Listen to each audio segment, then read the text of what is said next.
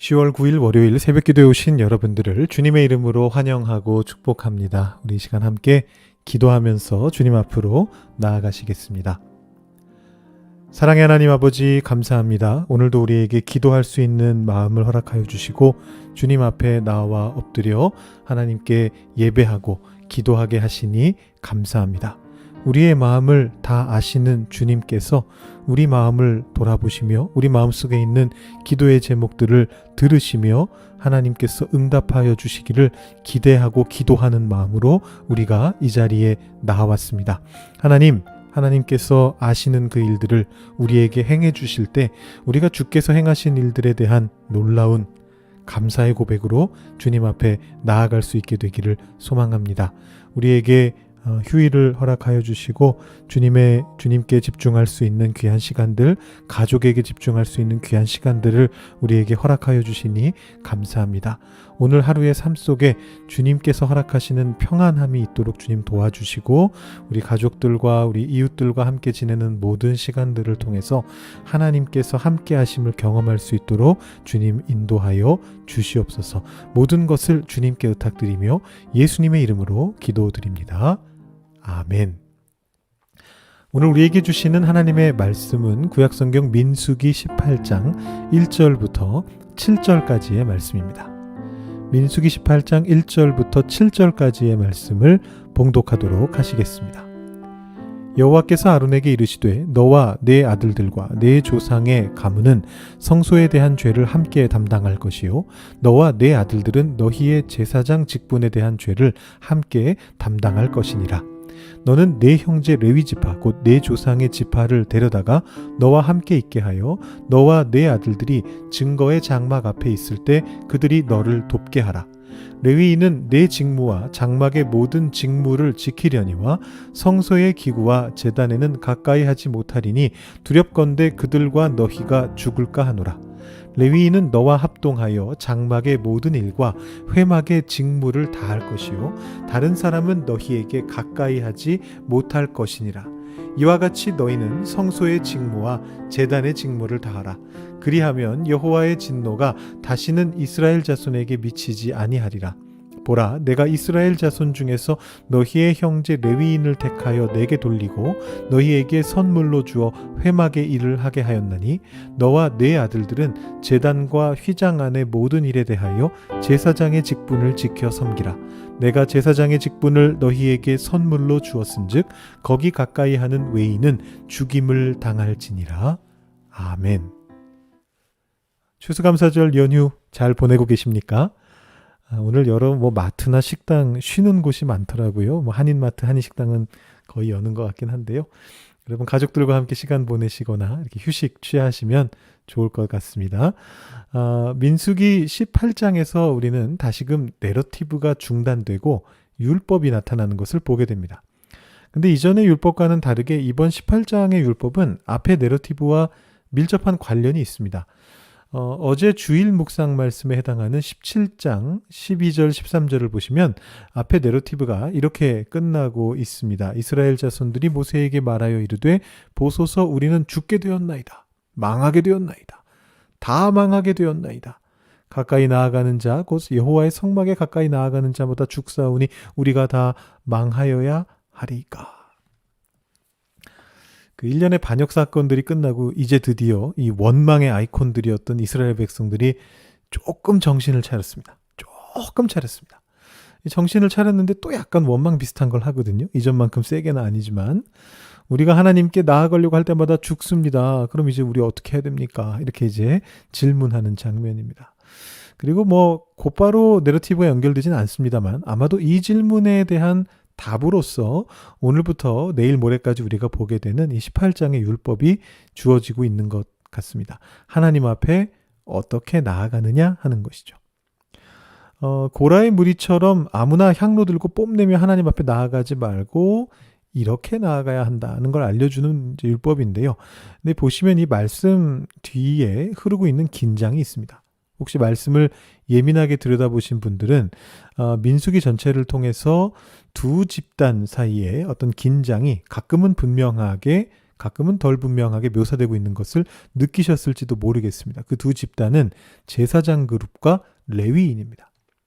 조금 의아하실 수가 있는데요. 제사장 그룹과 레위인은 같은 그룹 아닌가요? 많은 경우에 비슷하게 이제 취급이 되고, 사실 제사장 그룹이 레위인의 한 부류이기도 하기 때문에 우리가 좀 헷갈리기 쉽습니다만, 이 두 그룹은 사실은 다른 그룹입니다. 기원론적으로 따져보면야 두 그룹이 다 야곱의 셋째 아들인 레위로부터 시작했죠. 그렇지만 그 중에 이제 아므람의 아들 아론의 일가만이 특별히 제사장직을 수행하도록 부름을 받았습니다. 그래서 아론 일가가 아닌 다른 레위인들은 제사장직을 수행하지 못하도록 그렇게 규정이 됩니다. 자, 그렇다면 현실에서 이런 규정이 잘 지켜졌을까요? 이스라엘의 전체 역사를 통해 봤을 때 그렇게 분명하게 구분되지는 않았던 것 같습니다. 예를 들어서 사사기 17장에 보면 미가라고 하는 사람이 신상을 만들고서 자신의 아들을 제사장으로 삼았다가 아들을 제사장으로 삼으면 안 되는구나라는 걸 깨닫고 나서 한 레위인을 세워가지고 제사장으로 삼는 그런 장면이 나옵니다. 물론 이제 사사기에서는 이때 이스라엘에 왕이 없었기 때문에 사람들이 자기 소견에 옳은 대로 행하였다라고 그렇게 촌평을 덧붙이기는 하는데, 나중에 보시면 이 미가가 뭐라고 하느냐 하면, 레위인이 내 제사장이 되었으니 이제 여호와께서 내게 복 주실 줄을 아노라, 이렇게 이야기를 합니다. 그러니까 이때 사람들의 인식에서는 레위인들이나 제사장들이나 뭐 별 차이가 없었던 거죠. 레위인이면 제사장 할 수 있는 거 아니야? 이렇게들 생각을 했던 것입니다. 사실 주의 깊게 읽어보시면 우리가 지금 묵상해 오고 있는 민수기에서도 이 제사장 그룹과 레위인들 사이에 미묘한 어떤 알력 다툼이라고 해야 될까요? 그런 내용들이 사실 등장하고 있습니다. 그것이 이제 결정적으로 드러났던 장면이 고라의 반역이었죠. 그리고 이제 오늘 말씀에서 그 고라의 반역을 지나온 다음에 제사장들과 레위인들 사이에서 역할 구분이 다시 분명하게 이제 선언이 되고 있는 것입니다. 제사장들은 어떤 역할을 한다? 제사장의 역할을 담당한다. 그리고 레위인들은 제사장들을 도우면서 회막과 관련된, 장막과 관련된 어떤 모든 직무를 담당하게 되는데, 성소의 기구까지는 나아가서는 안 된다. 성소의 기구와 제단까지는 가까이 가서는 안 된다라고 그렇게 2절 3절에 기록이 되어 있습니다. 자, 이렇게 구분이 되기는 되는데요. 그 안에서 좀 재밌는 표현들이 등장을 합니다. 4절 보시면 레위인이 너와 합동하여 장막과 회막의 일들을 할 것이다, 이렇게 이제 이야기를 합니다. 자, 여러분, 방금 전에 제사장들하고 레위인들 사이에 어떤 알력이 있었잖아요.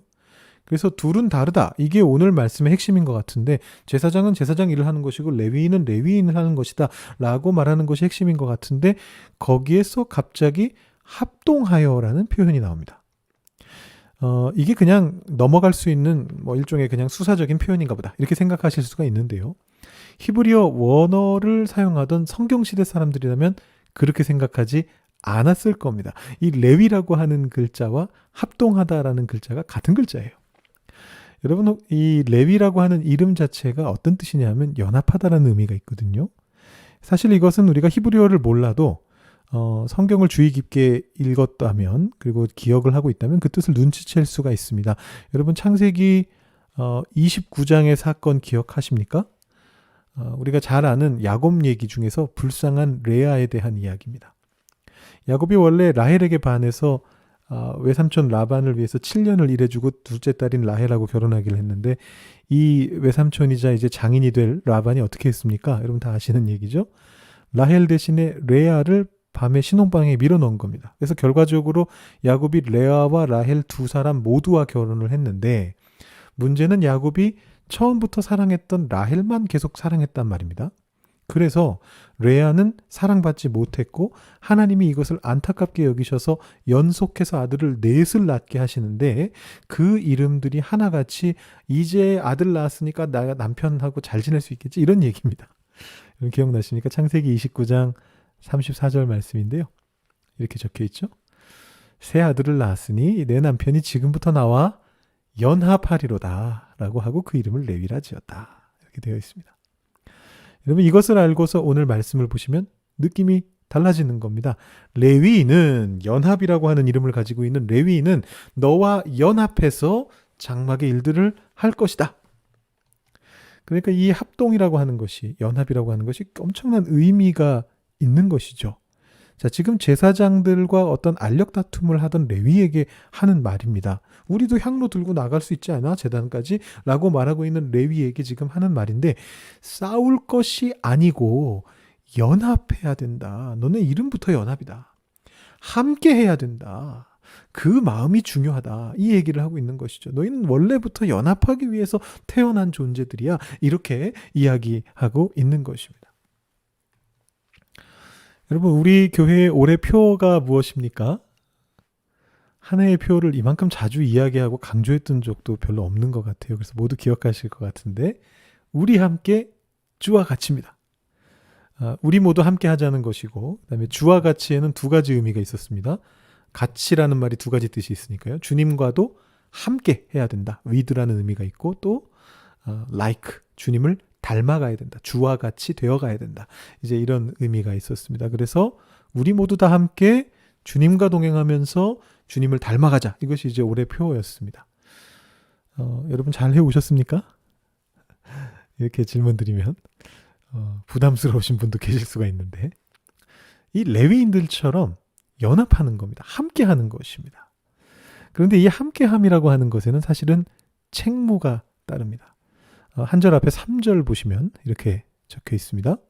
레위인은 내 직무와 장막의 모든 직무를 지키려니와 성소의 기구와 제단에는 가까이 하지 못하리니 두렵건대 그들과 너희가 죽을까 하노라. 자, 이거 뭐 아까 봤던 말씀인데요. 자, 이렇게 이것저것 하면 안 된다 이렇게 얘기하고서 뭐라고 얘기하느냐 하면 그들과 너희가 죽을까 하노라 이렇게 되어 있습니다. 여기서 그들은 누굽니까? 레위인입니다.